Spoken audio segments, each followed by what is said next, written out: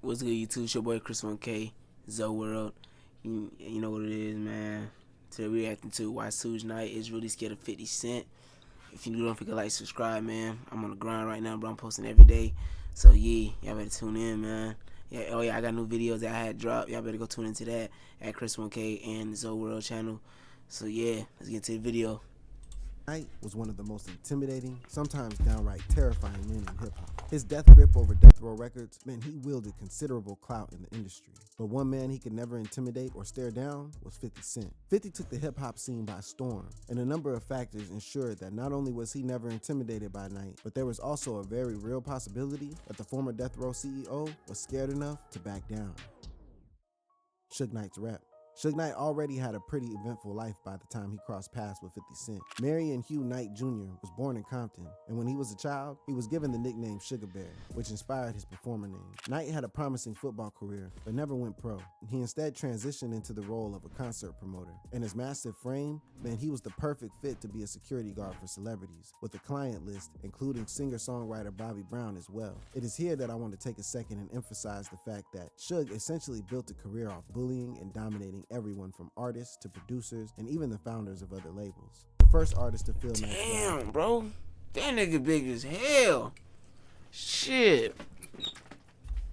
was none other than Robert Van Winkle. You may know him better as Vanilla Ice. Just a couple years after Suge Knight left football behind and moved into music, he launched his own music publishing company. The next year, in 1990, Vanilla Ice dropped Ice Ice Baby. You may have heard of it. The song did do pretty well. While Vanilla Ice undoubtedly enjoyed a ton of success because of the song, he had to give a big piece of the pie to Suge Knight. While everyone associated the song with Ice, it was actually written by Mario Johnson, who happened to have been signed to Suge Knight's agency at the time.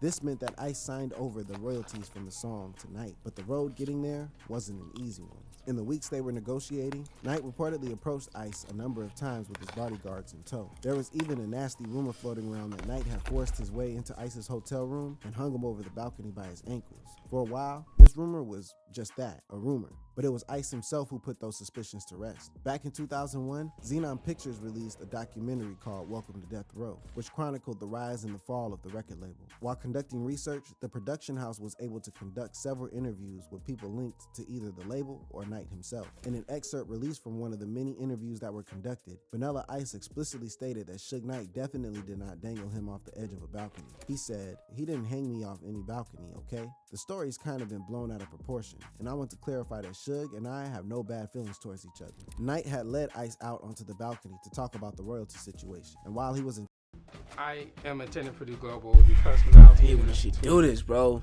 Attend classes quickly after. intimidated, Knight did not get violent with the singer. Regardless, it's a little crazy when you think about it. A number of people in the industry were willing to accept that rumor as true, just because the rap Suge had built himself in a few years.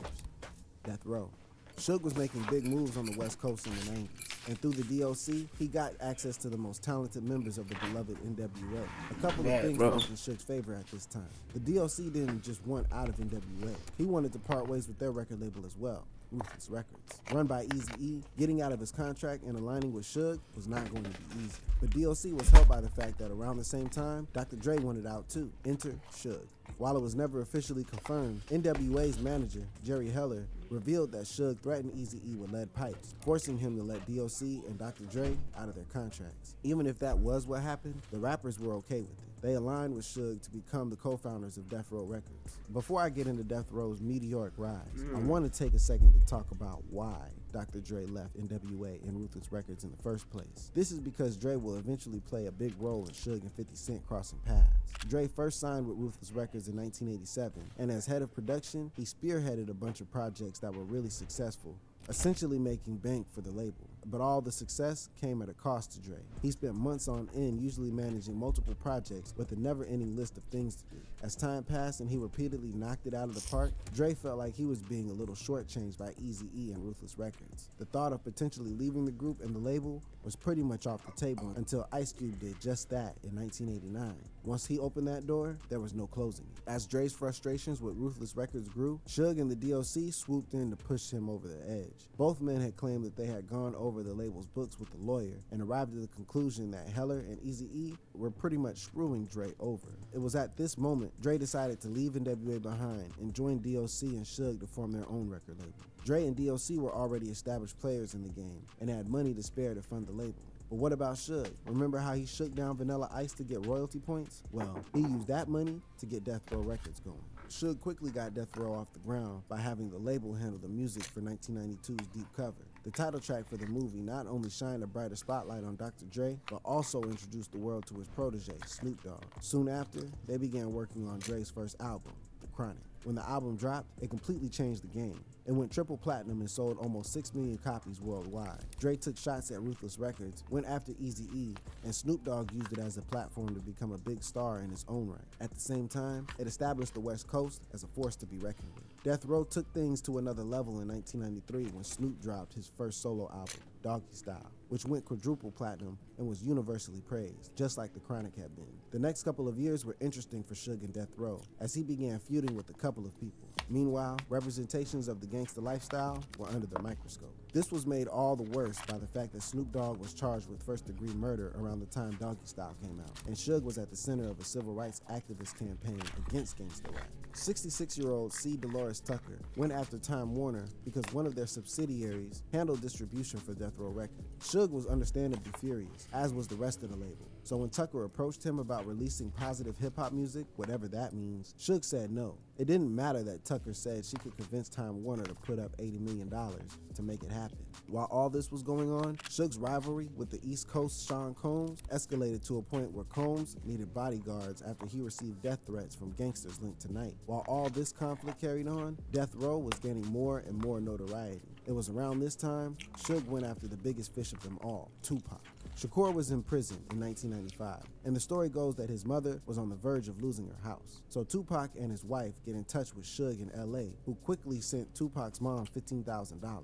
A couple of months later, Suge visited Tupac in prison and posted his bail for $1.4 million, presumably under the condition he was signed with Death Row Records upon his release, which was exactly what Tupac did. He had a pretty stellar run with Death Row as the East Coast-West Coast war continued to escalate. I'm not going to get into detail about that here, because it was Dr. Dre's actions that had the biggest impact on the Suge and 50 feud. Dre wasn't the biggest fan of the direction Death Row was headed in. Sure, they had a ton of success together, but Suge's inability to resist conflict and the escalating war between the coasts meant that Death Row Records' reputation was far from the best that it could have been. Suge was becoming increasingly out of control, and Dre believed that creating some distance may be best for them. Sure enough, Suge was arrested for violating his parole and was sent to prison around that time. Dre broke away from Death Row Records in 1996, forming his own record label, Aftermath Entertainment, which was a subsidiary of Interscope, just like Death Row had been. At this point, not only did Dre make himself an enemy of Night, but in light of everything that could have... How can you trust the reviews you're reading? Introducing Fake Spot by Mozilla. happened recently, Tupac turned on him as well. There was a lot of excitement surrounding Tupac's initial work with Death Row Records, but the rapper very quickly began to realize that working with Suge Knight was not a good idea. The rapper didn't make nearly enough when compared to the volumes of money he brought in for the label and Night. It had been suggested that Tupac wanted out of Death Row, but was stuck for two reasons. First, he owed a lot to Suge, who helped his mother keep her house and who got him out of jail on bail. Secondly, there was a feeling that Tupac was attracted to the thug life, and he could stay closest to it by remaining aligned with Suge. He was also immensely loyal, so when it came time to turn on Dre and stick up for Suge, that was exactly what he did. Eminem and 50 Cent. Aftermath Entertainment wasn't interested in pumping out track after track. Instead, it positioned itself as a boutique label, prioritizing quality over quantity. Considering the troubles that Dre had with Ruthless Records and Death Row to a lesser extent, this made perfect sense. However, things did not start off on the best foot. The label dropped Dr. Dre Presents The Aftermath in November 1996, signaling Dre's transition out of gangster rap and his involvement in the Coast Wars. The album was certified platinum by the Recording Industry Association of America, or the RIAA, but it did not end up being all that popular among fans. So I ain't gonna lie, technically, in the next couple of years, Aftermath was involved with a couple of stinkers and failed to make much of an impression, which led to widespread rumors that the label may be running out of money after multiple commercial duds. Then things began to change for the label in 1998. Jimmy Iovine, the co-founder of Interscope, was good friends with Dr. Dre and suggested the music producer and artist take a look at an up-and-coming talent named Marshall Mathers, better known as Eminem. Dre immediately knew that M was was a special talent, so he signed him to Aftermath and got to work on an album. The album will be Eminem's debut LP, the Slim Shady LP. Dre had a really hands-on role, producing 3 of the tracks and lending his vocals to 2 of them. The album was immensely controversial and massively successful. Eminem became a superstar practically overnight, and the LP marked Aftermath's first major success as a recording label. But that wasn't all. Dre also dropped his album, 2001, which went 6 times platinum.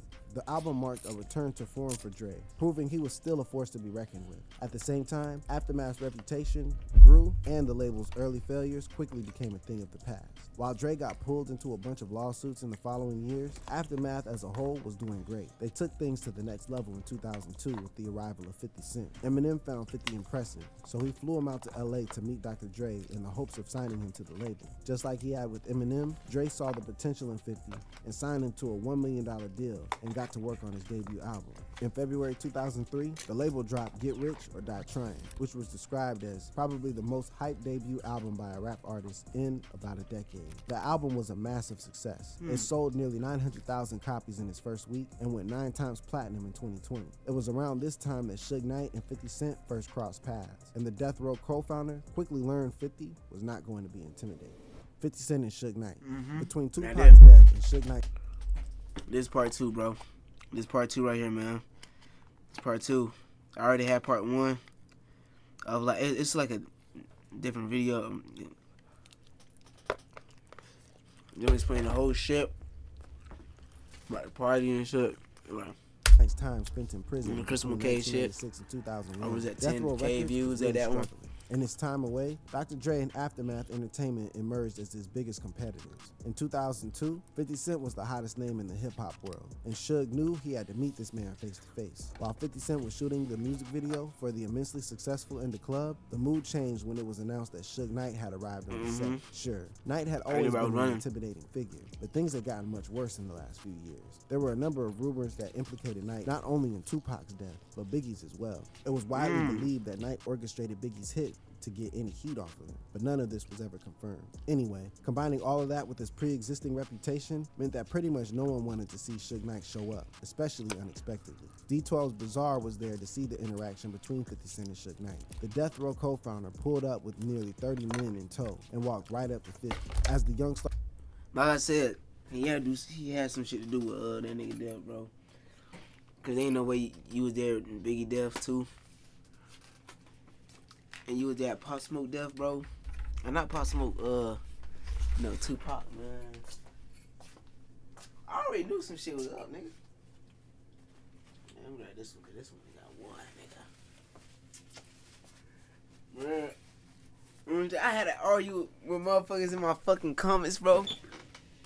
I was arguing, but I wasn't arguing, cause it was my comment. He was like, bro, this and that. I was like, no, bro, what you talking about, buddy? You lit, bro. The comments were going crazy on that video, bro. That first part of the 50 Cent and Suge Knight shit, nigga. They was going crazy on that. So I had to say some shit back, cause nigga, that's not how it went, bro. That's not how that shit went, bro. Okay. That's not how it went. I explained to him, then he explained to me, and we was like, alright, man, yeah, you right. Then he said, I'm right, yeah, like, yeah, fuck it.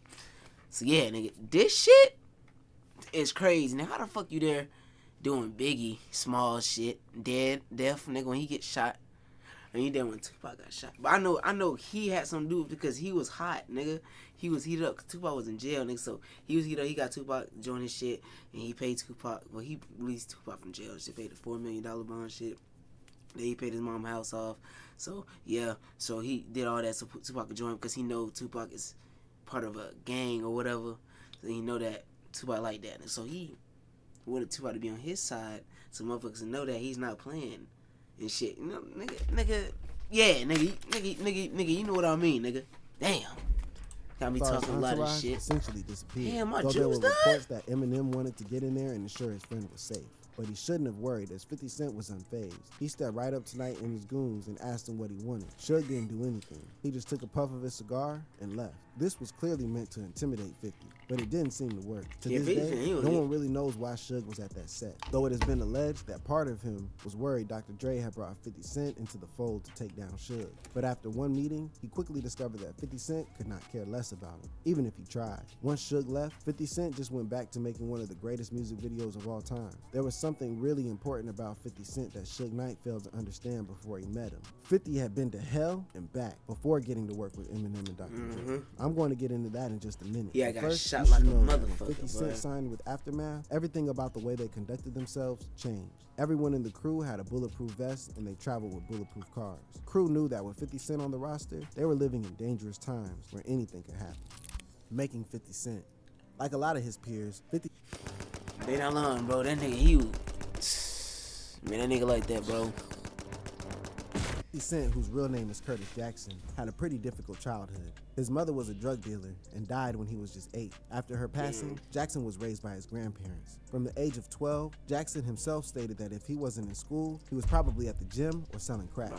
Jackson was a preteen drug dealer and would often bring his product along with a couple of guns to school. As he got older, he really didn't stray from this life. Jackson got arrested a week before his 19th birthday for selling cocaine to a person who turned out to be an undercover police officer. He luckily avoided going to prison though, as he could have been put away for at least 3 to 6 years with ease. Instead, he was sent to a boot camp for half a year, where he earned his GED. This was when Jackson decided it was time to turn things around for himself before it was too late. He adopted the name of 50 Cent, which he saw as a metaphor for change.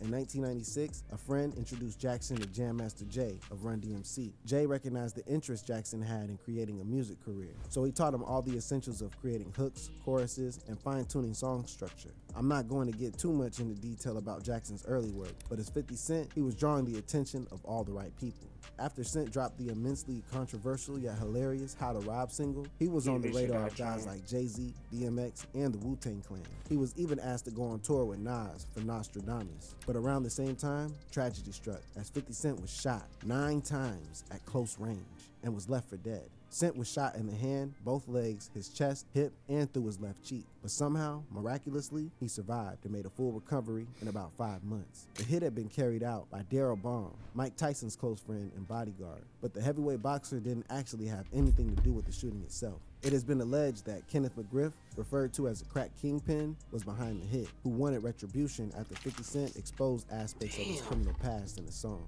After surviving such a difficult childhood and beating death at its own game, 50 Cent became a man who was impossible to intimidate. Suge Knight, with his reputation, cigar, and hordes of men, could do nothing to have Cent so much as break a sweat. Fallout. According to rumors, this wasn't the only time Suge and 50 Cent crossed paths. Apparently, Suge pulled up with a bunch of guys who had burners while 50 was alone. But again, he was not going to be intimidated. He just leaned back into his car, turned around with an Uzi to protect himself. Knight backed down once more, and his interactions with 50 Cent were emblematic of a much bigger problem. His reputation and credibility were rapidly falling apart. Suge only spent a couple of years on the outside before winding up behind bars in 2003 once more. He continued to maintain control of things behind bars, but his focus wasn't actually on getting Death Row Records back on top. Instead, he launched smear campaigns against all the rappers he was beefing with, most notably Snoop Dogg. He even managed to cut ties with Corrupt, who had given Suge more chances than he arguably deserved. Suge was in and out of prison, promoting new artists and stirring up beefs, but did not manage to get a single album released during this time. If I wind back the clock a little, Death Row Records didn't really do all that much in terms of discovering new artists once Tupac passed away. The record label made a ton of money by releasing 2 of Tupac's albums posthumously, and they spent a lot of time remixing and re-remixing Dr. Dre and Snoop Dogg songs from their time with the label. But these were all short-sighted moves, and Death Row Records wasn't really doing anything to discover or build new stars. Death Row Records' financial issues also compounded every single time Suge Knight went to prison, and there was no denying that his behavior became more erratic and unpredictable after his disastrous interactions with 50 Cent. Things went from bad to worse in 2006 when Suge Knight and Death Row Records both filed for bankruptcy. By then, Suge spent more of his time in prison than outside of it. Death Row had no big names or He major in prison right releases, now, and too. almost no one in the industry wanted to be associated with Knight. Suge owed his creditors about $120 million by the time he filed for Chapter 11. His list of creditors included the IRS, Interscope Records, and a bunch of artists who had previously been signed to the label. Death Row Records was dead. Suge spent the next few years repeatedly getting into trouble, but things really came to a head in 2015. In January of that year, he crashed his car into his friend Terry Carter, who died, and also nearly killed a filmmaker named Clee Sloan. Suge claimed he acted in self-defense, but nearby witnesses all stated that he followed the two from the set of Straight Outta Compton and intentionally ran over both men. To make a long story short, Suge was sentenced to 28 years in prison, and as of right now, he's an inmate at R.J. Donovan Correctional Facility in San Diego. He has no shot at parole before October 2034. 50 Cent has had a better go at it over the years. While he arguably never reached the heights of Get Rich or Die Trying again, 50 Cent remains a household name. Still, he has his fair share of trouble. He filed for bankruptcy a few years ago, but was able to bounce back pretty well, even performing at the Super Bowl halftime show recently. Suge Knight was a thug and a bully who managed to make the right connections and consolidate power. He was always on the edge of resorting to violence to get what he wanted, which earned him his reputation, but also ensured that as time passed, fewer people would want to work with him. It would only be a matter of time before someone refused to back down from him. That someone was none other than 50 Cent. New to the scene, Cent should have been an easy target, but he wasn't just any man. Their interactions marked the beginning of the end for Suge, who had already been playing with fire for a long, long time. The big man came unraveled, lost his record label, lost what little respect or fear his peers had, and now he will spend the foreseeable future behind bars. 50 Cent just stuck to doing his own thing, and he has ensured that his name will be remembered far more fondly than Suge Knight's. The two men's brief interactions proved that Suge knew 50 Cent was different, and his fears were confirmed. Oh yeah, that's the interview. If you new, don't forget to like, subscribe. Tune in. I got other videos that's out right now. So yeah, this video gonna be put out probably tomorrow, after tomorrow. So yeah, and I'm out.